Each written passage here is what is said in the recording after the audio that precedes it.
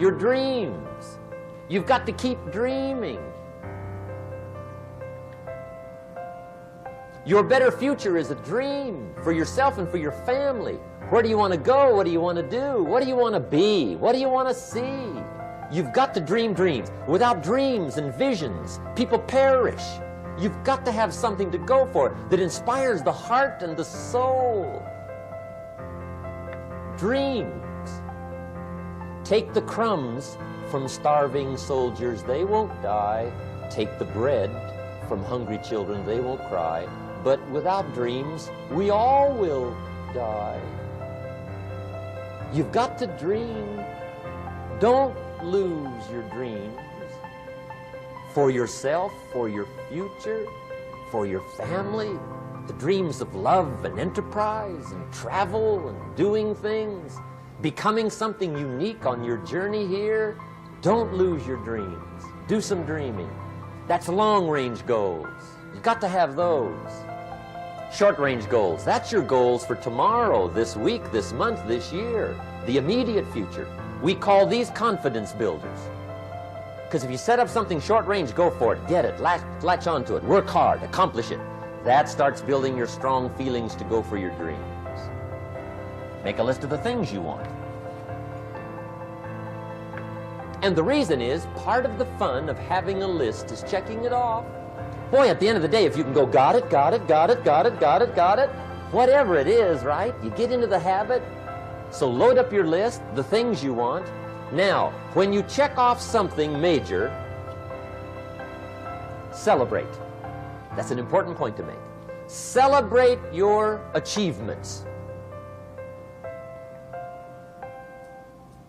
Live it up. Have a party when you reach something you've worked for a while. See, we all grow from two experiences.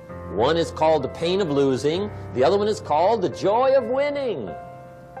We need both of them. Amplify them as much as you can, which also means make losing painful. If you set up something, fooled around, didn't get it, put it on yourself.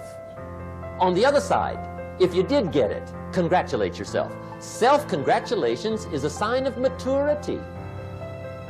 Seeking congratulations is a sign of immaturity. But hey, winning and losing, see, that's what it's all about. That's the name of the game. Now, some people lead such mediocre lives. At the end of the day, they don't know whether they're winning or losing. Personal development goals. That's your goals: to be stronger, more decisive, be a speaker, be a leader, learn a language, all kinds of skills. The personal development skills. That's what attracts, that's what brings good things to your life. The person you become more skillful. Setting goals is plain hard work. It's work. I know it's work. That's why a lot of people just let it slide. It's work. Many people work hard on their job, but they don't work hard on their future. They just let that slide. And the work involved is making plans. I know most people don't. I understand that. But don't let that be you. The people who fail to plan are planning to fail. Write your goals down. Because one of the major people you want to study is yourself.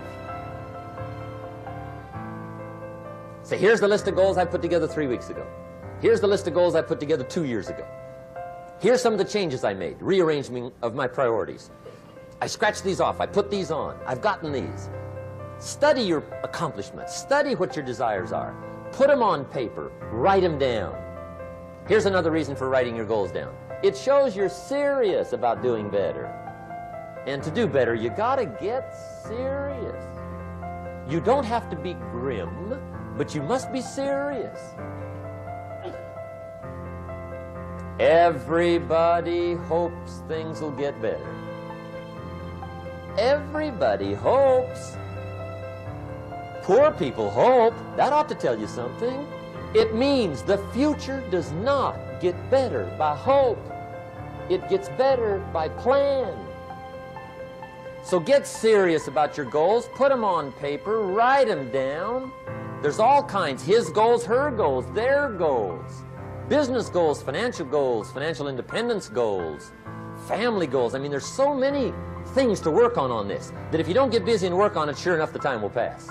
And sure enough, 5 years from now, you'll wind up where you don't want to be, wearing what you don't want to wear, driving what you don't want to drive, being what you don't want to be.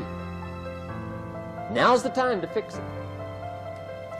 Check the size of your goals and the kinds of goals. How big they are, what kind they are, affects you. Your goals are affecting you, whatever they are. Your goals affect your handshake. Your goals affect your attitude, personality. Your goals affect the way you walk, the way you talk, the way you dress. All day long, we're being affected by our goals. Now, some people have goals, but they have such lousy goals. The effect is bad. Define what you want and describe what you want. That's powerful. Goals become like a magnet. They pull you that direction. And the better you describe them, the more they pull. So ask intelligent. Believe you can get what you want like a child. Not an adult. Adults are too skeptical.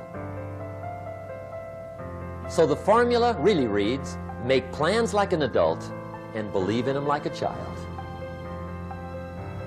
And the most incredible things will happen. Just try it for 90 days.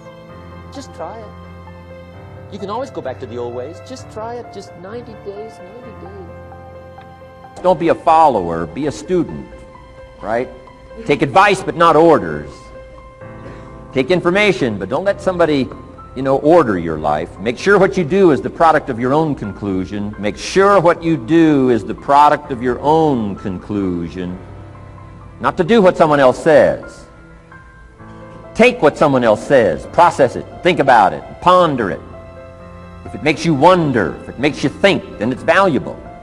Then when you go take action, make sure that the action is not what somebody told you to do. Make sure the action is the product of your own conclusion. If you'll follow just a little bit of those simple guidelines, I'm telling you, the learning process can be speedy, swift, powerful. Your learning curve can go up, and then applying it to your business, your life, your family, conversations, equities of all kinds. Philosophy is the major determining factor in how your life works out. Philosophy, the major determining factor in how your life works out. Philosophy. To form our philosophy, you got to think. You got to use your mind. You got to process ideas. And this whole process over a lifetime, starting way back here when we were children, schools that we've attended, our parents, our experiences, all this stuff that we've processed by the thinking process helps to develop our philosophy. And in my opinion, each person's personal philosophy is the major factor in how your life works out. Here's what's exciting about each person's personal philosophy. That's what makes us different than dogs and animals and birds and cats and spiders and alligators. That's what makes us different than all of the life forms. The ability to think, the ability to use your mind, the ability to process ideas, and not just operate by instinct.